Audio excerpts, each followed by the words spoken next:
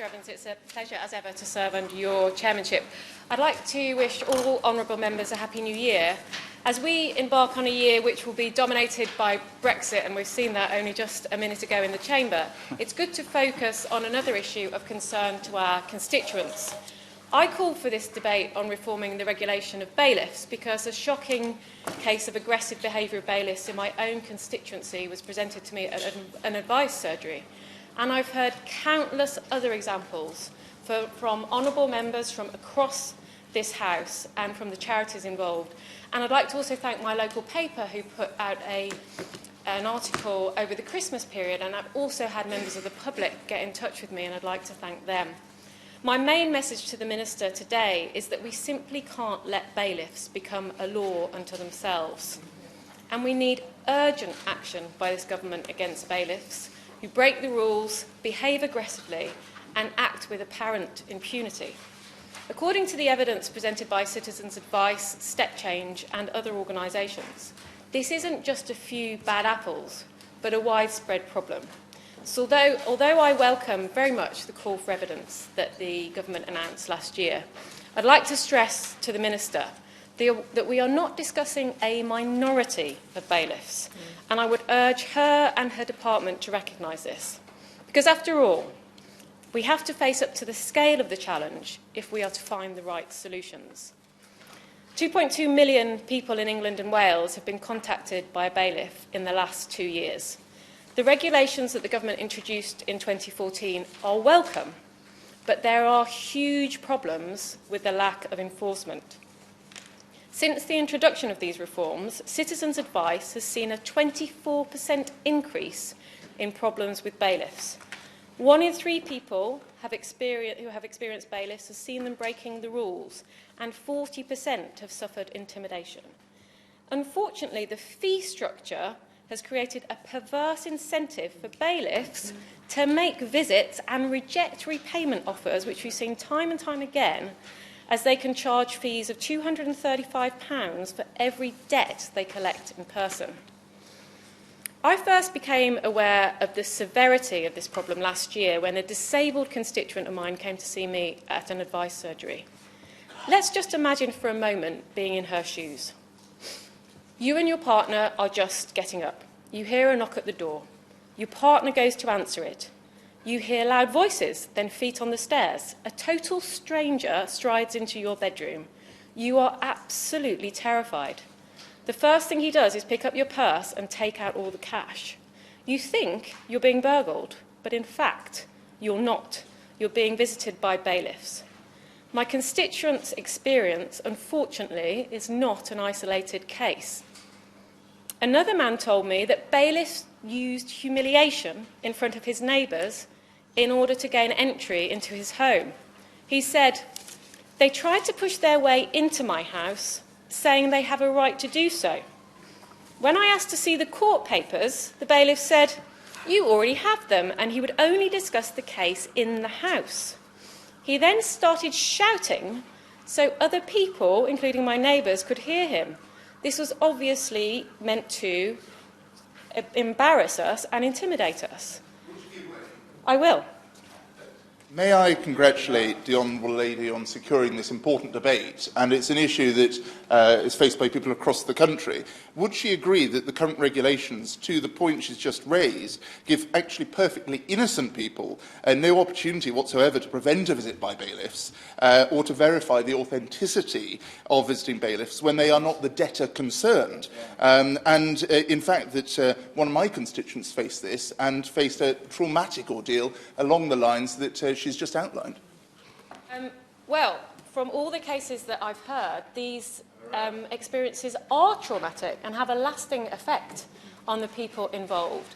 And in many cases, they're not necessarily the debtor, they're not necessarily the person who owes the money, but they are treated still in an appalling manner. Not that the debtor should be treated appallingly either, but they don't seem to have regard to the rules, which is you can only seize possessions that belong to the debtor.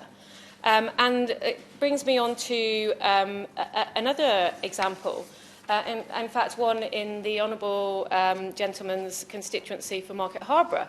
who very bravely spoke out today on the radio about his experience, whose son was in debt. He said, "We invited these men into our home so that we could understand what was going on, and in the belief we could then work with them to resolve the problem. All they did once inside our home was to threaten us with public humiliation. At no time did they advise us of any of our rights. We were told that although we were in our own home, that the only way we could prevent them seizing our property, including this gentleman's car, was if we could produce receipts." I don't know about you, but I don't have my receipt for my car at hand if someone were to knock my door. I know the Honourable Member for Market Harborough will speak in more detail about his constituent, and I thank him for coming forward. In another case, a woman told me, "I went to close the door and the bailiff put his foot into my hall to prevent me from shutting the door. I got through to the police, explained the situation, was told he had no right to demand to come into my house. The bailiff had gone by then and did not return, but I felt very intimidated and for a while found myself checking the window before opening the front door." How awful not to feel safe in your own home. I will. And indeed congratulate her on securing this debate. But I just wanted also to emphasise another case of a constituent of mine, where a bailiff put his foot in the door because he wished to enter the property, but the property he wished to enter actually did not belong to my constituent, he wanted to see a tenant of my constituent.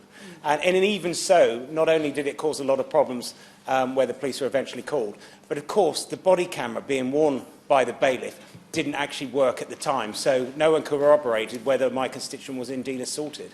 Well, how very convenient for the bailiff involved. We had a similar case in my constituency. At one point we were told that there was a body cam, and then when we pressed to see the footage, we were then told that there wasn't a body cam. And I know that the honourable gentleman has raised this in the form of written question to the Minister. I do think it is something that we should consider. It won't solve all of our problems, but it would go some way to helping looking at these disputes. Another example was a man that told me that although he had moved out of his mother's house and that the debt was his, not hers, the bailiffs told her if she didn't pay, her son would go to prison. They marched her to the post office where she was pressed to withdraw £550 to cover the debt. His mom was 73 at the time. There are countless examples of this bad practice, and they come from all over the country and different honourable members. Yes, I will, of course. Thank you very much, and like other members, can I congratulate my honourable friend in securing this debate today. Is my honourable friend aware that there is a private bailiff trade body called the Civil Enforcement Association, and that its code of conduct says that its members should be professional, ethical, polite, honest and non-threatening? And yet all of the examples she's given today are of behaviours which are the exact opposite. In 2016, they received 255 complaints about their members, and yet they expelled no members. Isn't that a perfect example of why you need better enforcement and regulation of the bailiff industry? I couldn't agree more, and I've had contact with the Trade Association. It is simply not realistic to expect a trade association, which is there to represent its members, to take action against its members. And in fact, the lead of this organisation was on the World at One on Radio 4 today, and he claimed that there was a robust complaints procedure, and I would beg to differ, and I'll go on to that in the remainder towards the end of my speech. The worst case of this kind that I have heard, and I know my honourable friend for Croydon Central has raised this with the Minister and will speak about it today, is the devastating case of Jerome Rogers, who took his own life. He had offered to pay back the debt in stages, but the bailiffs refused, and I want to pay tribute to the brave campaigning of his family who are here today. We owe it to them to do all we can to change the culture of the bailiffs industry so that they are there to help, not to penalise people. There is a positive example from a council in London, Hammersmith Council, who have stopped using bailiffs to enforce collecting council tax arrears because they think it is better to try and work with the people involved to help them to pay back that debt rather than forcing them into a spiral of ever more debt. I will. For her for mentioning Hammersmith and Fulham Council, which, as she correctly says, from April last year, stopped using bailiffs to enforce council tax debts. Their collection rates have not gone down since then. And I'll just read one short sentence from the Cabinet member in relation to what's happened there. We've done this by intervening early with residents who may have trouble paying council tax, speaking to them in a respectful and supportive way, develop a sustainable repayment plan that both protects the council's income while avoiding forcing people into making bad financial decisions to avoid bailiffs, such as resorting to payday lenders or missing rent payments. Isn't that something that all local authorities, indeed anybody trying to enforce debts, should adopt as their philosophy? I couldn't agree more, and I would love to see other councils around the country follow that example, and I thank my honourable friend for raising it. I'm sure he played his own part in bringing that about. I think it's incumbent on all members of Parliament, when we hear these cases, to bring them to the government. It's incumbent on all councils and any other public authorities that are owed money to seek a way to do this in a constructive manner and help people pay that debt back rather than threatening them with bailiffs. I will. I'm my honourable friend for giving way and congratulate her on securing this debate. 5 or 6 years ago, I actually had a bill which would have established an independent body that would regulate bailiffs in particular, because I had some very nasty cases in my constituency at that time, and it prompted me to bring the bill forward. But unfortunately, the bill didn't get through. The government stopped the bill at that time. And I hope that my honourable friend's bill gets through this time, because I think it's very important to regulate bailiffs properly, and give them proper training as well. I think independent regulator and training for the bailiffs and standards that are enforced are all absolutely essential. I'll come on to that in the end of my speech, but can I just put on record my thanks to the honourable member for trying to push this issue a few years back. I hope that I'm going to follow in his footsteps. I've applied for a 10-minute rule bill, and I hope that I might be able to get something on the statute book, but it may be that the government hopefully will beat me to it. These examples remind us that this could happen to anybody, although in many cases vulnerable people are involved, and it often starts with a small fine or debt, which then escalates and can spiral out of control.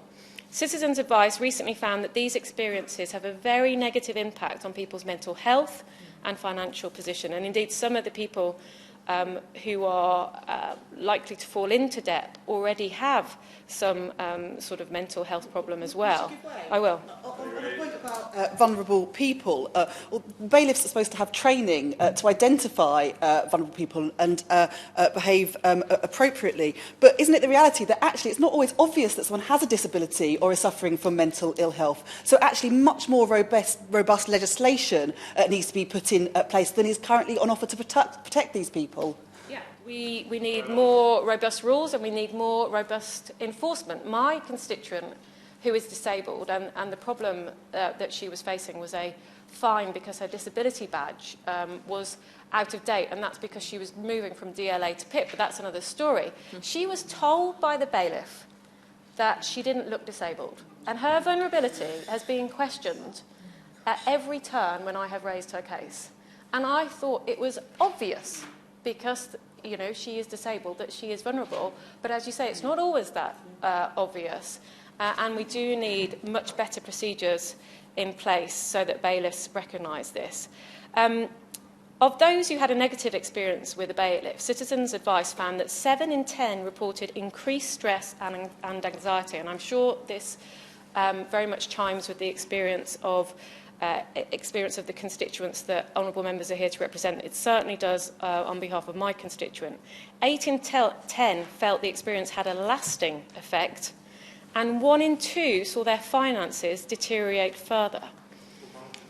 I will.